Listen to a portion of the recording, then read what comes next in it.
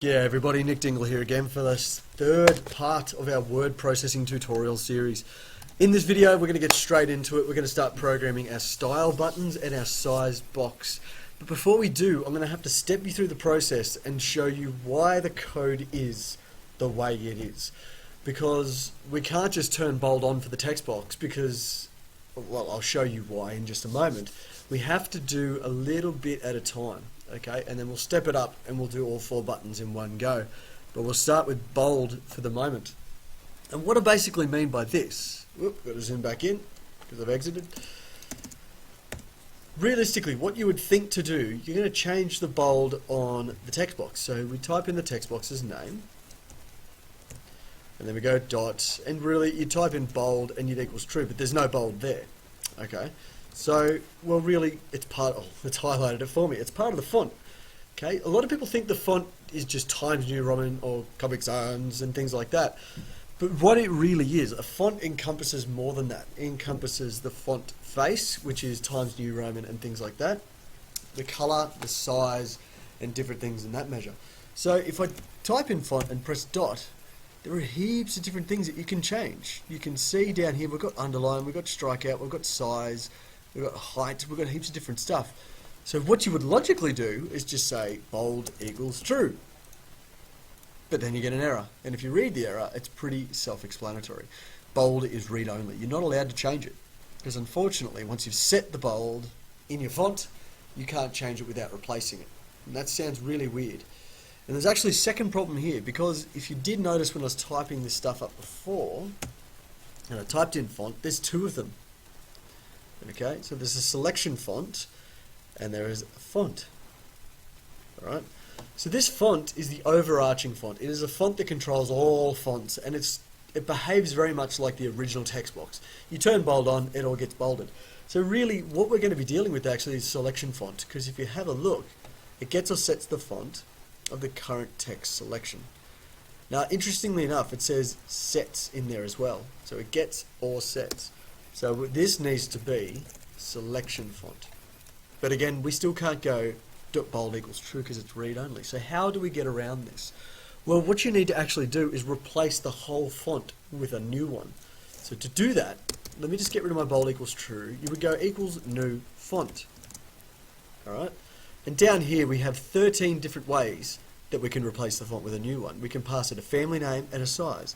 We can pass it a font and a font style. Okay, we can pass it a font family and a size. So there's heaps of different stuff that you can pass it to make a brand new font. The one that we're primarily going to be using is this one, where we pass it a font and the font style. So if you think about it briefly for a moment there, what font do we want to pass it? Well, we don't want to make a whole new fresh font. We want to keep all of the same size, color, everything about our original font, but then just add on bold. So where's our original font coming from? It's coming from this. It's coming from our text box's selection font. So what the hell does all that mean? Well, it means I'm going to paste it there. And then I'm going to pass it a font style. And right there you can see bold. So if I give it bold, all of a sudden it likes me now. So replace current font with bold added. So when I click this button, hopefully the bold gets turned on. So let's try it out. The way I'm going to test this is we'll type in hello, it's unbolded. I'll click the bold button, and if we type hello again, hooray, it's bolded. However, it's going to stay bolded because I'm not toggling on and off. So that's the next thing that we're going to have to do. We're going to have to turn bold on and then turn bold off. So holy crap, how do we do that? Well, you saw it before. If I go .bold afterwards, I can actually check it gets the value of bold. So that means I can actually check if bold is turned on. So we're going to check if bold is off. If it is, then we're going to turn it on. So if the text box selection font .bold equals false, then turn it on. Alright. Else, I'm just going to put an end if there. Alright, then we're going to turn it off. So how do we turn the bold off? Well, if you saw the list of options I got for font style before, you'll see that one of them is regular, normal text, no bold. Alright, so what I'm going to do is copy this line here. We're going to paste it in this box. Turn off bold. And I'm going to change bold at the end here to regular. Alright, so hopefully is, when we click it, it's going to turn the bold on, and when we click it again, it turns it off. Alright, so let's give it one more test. Make sure this thing works. Hello. Turn on the bold. Hello. Turn off the bold. Hello.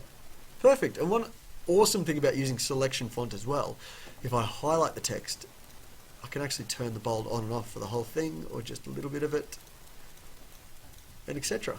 Okay, that's a great thing about using selection font. Alright, so let's extend this. Let's insert it into the italics button. So I'm going to highlight this whole if statement here, copy it. I'm going to go to the italic button, and I'm going to paste it in here. Blam. Alright, and let's replace everything that says italic with, everything that says bold with italic. So italic, whoop, I can't spell, there we go, italic. I'm pretty anal. I like to change my comments as well, and regular stays as regular because we want to turn italic off. Alright, as always, make sure you save and test it out. Alright, pause the video if you need to catch up. Let's give it a go. So let's go hello, italic, hello. Didn't mean to press enter, but I will again, and hello. Look at that, perfect. However, this actually causes an issue. Our code works fine for italic. Let's turn on bold. That's perfect. What if I want it to be bold and italic? I can only do one or the other at a time. I can't do both, unfortunately. So what this means is we actually need to change our code. Alright, we can't use this code. We're very close, but no cigar, unfortunately. We need to replace this code with something that's going to just turn bold on, or turn bold off, or turn italics on, or turn italics off. Alright, so let's ignore this italic guy for a moment. He is terrible. I'm going to comment all of this out. Control K, Control C. Okay, and we're going to focus on this bold guy. We're just going to add bold in. Okay, and then we'll change the code for italics. So what this means is I like to back up the current font and the current style. Then we check if bold is turned on. If it is, then we take it away. If it isn't, we add it on. Alright, so first of all, we need to back up the current font style. Alright, this is the font style down here. So what we're going to do is dim current style as a font style, which is with variable type. And to back it up, we need to get it from the text boxes, selection font, and then style. Alright, so that's going to grab the style that it currently is in and jam it inside this guy here, which is awesome. We're then going to check if it's currently turned off. If it is, we're going to replace this code. We're going to get rid of that. Okay, so bear with me everyone, backspaced. What we do then is we go current style plus bold. And it's not going to replace it, it's going to add bold. That's probably the easiest way to say it. And then we do the exact opposite here. Okay, you take the current style and then you minus the bold. Okay, the last thing we have to do is then replace the font like we did in all of those lines of code before. So we're just going to do it all again. We're going to go rbt content.selection font equals new font, and then you're going to put the whole thing in rbt content.selection font. Yes, I know it's tedious. However, on this side, we don't put any of these. We use current style. So the idea would be now we replace the current font with the new style.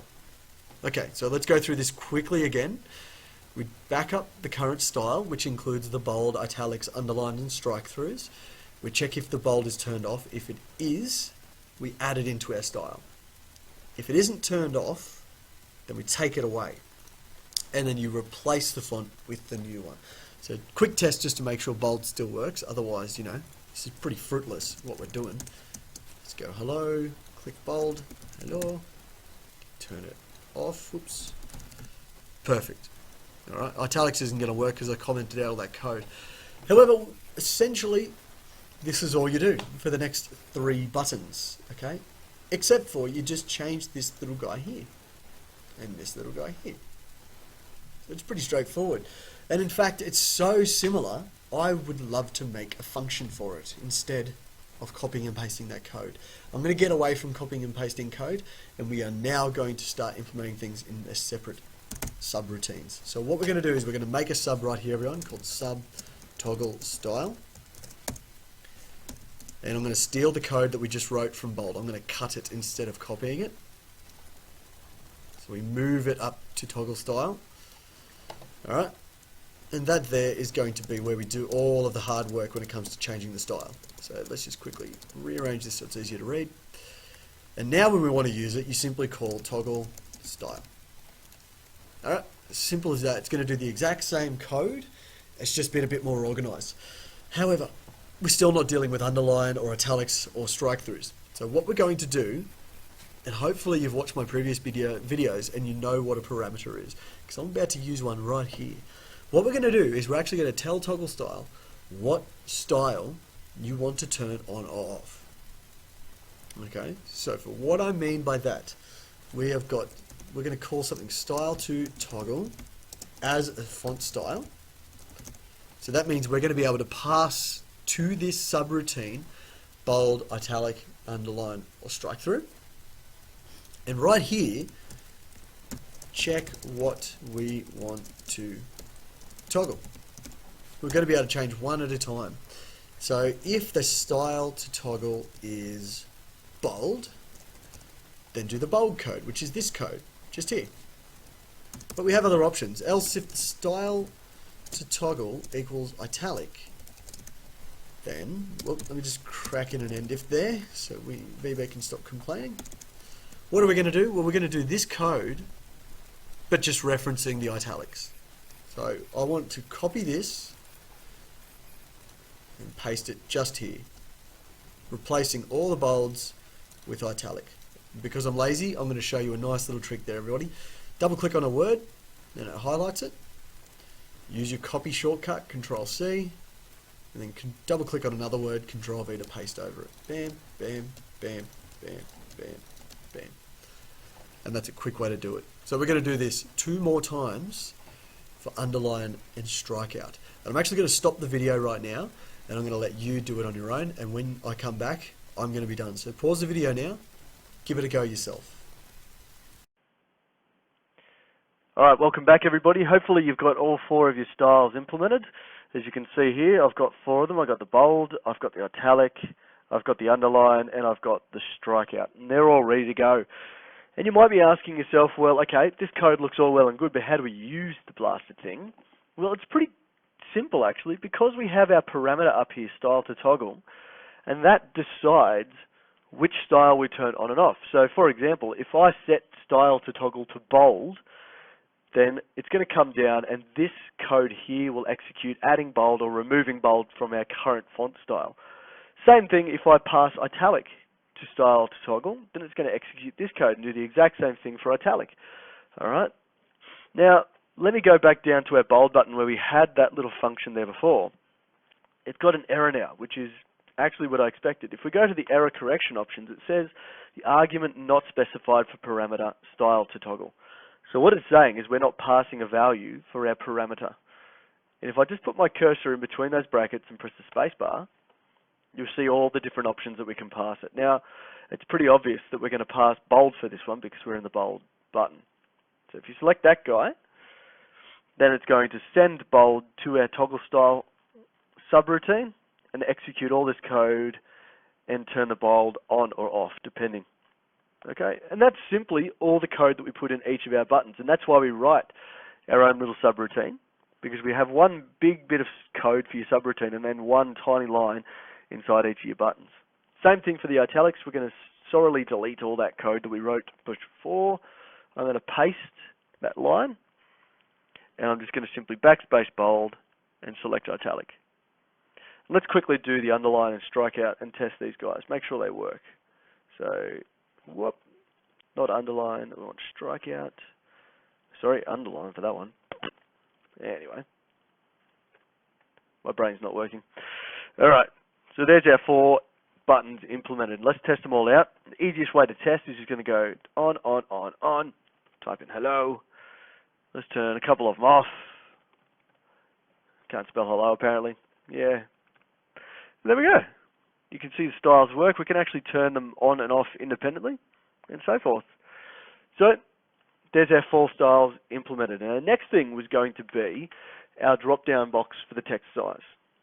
Now, there's one thing I forgot to do in the last video is that, well, there's actually 2 things. The first one is there's no default value in this text box. Okay, by default, there should be a number in here which indicates what size the text is.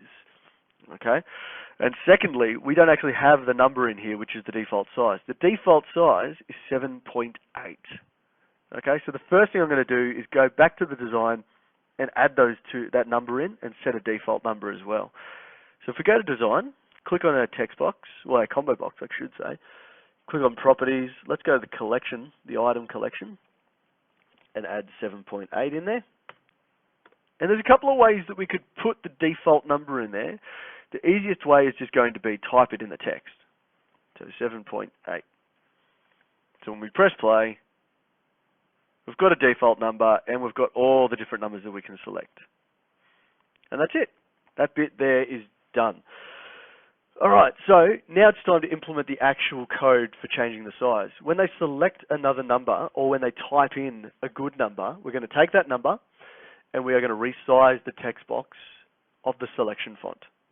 So for example, if I double click on this drop down box and go to the event, this is not actually the event that we want because this is going to be when they click on the drop down box. What we want is whenever the value inside the drop down box changes. Right? And that's quite simple. It's actually just text changed. Alright, so I'm going to get rid of this click one because it's empty and I'm not going to use it. And this is going to be where we change the size of the text inside the text box. So first things first, we need to get the number out of it. And we need to make sure it's actually a number because they could type in poodle if they really wanted. And we need to make sure we avoid any runtime errors for that. So first thing is take the number and convert into what's called a single, which is a fractional number. So let's dim new size as a single equals, let's get the text out of our combo box for the moment, tsc size.text. Alright, but you'll notice all I'm doing is taking the text and jamming it inside of a number. So what I need to do is convert it into a single. Now if you've watched a couple of my videos before, you may have seen me do this before, but we're just going to go convert dot to single. And then put brackets around the text. And that's it. So it's going to take the text out of our combo box, it's going to convert it to a single value, and store it inside our variable new size. And then all we have to do is apply it to our selection font. So we apply the new size. And we do this extremely similar to the way we do the styles. However, because there's only one size that we can select at a time, not 4 different sizes, then it's like the original line of code that we had. So you go rbt contents.selection font equals a new font. And now we need to figure out which one of these we're going to use. Now, this is the one we used before. We used a font, and then we used the font style. However, that doesn't allow us to change the size. If I actually click again, this one here, it wants a font family, and it wants the size as a single. So this is the one that we're going to use. So first of all, I need the font family, and we find that inside selection font. So I'm going to quickly write all this rbt content on selection font, and then dot font family. And then as for the size, I'm going to pass it our new size. Alright, let's give that a quick test. Pause the video if you need to keep typing, but I'm just going to quickly press start and try it out.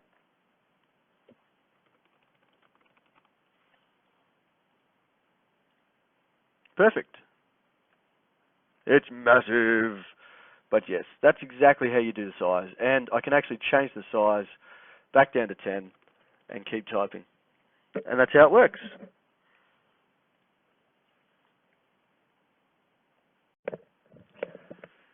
So thanks for watching, everybody. I'll see you in the next part of the video. In this one, we're going to start coding all of our save, our open, our new functions. and finish this bad boy off. And I'll set you some challenges at the end of the video as well. Thanks for watching. I'm Nick Dingle. I'll see you in part 4, everyone.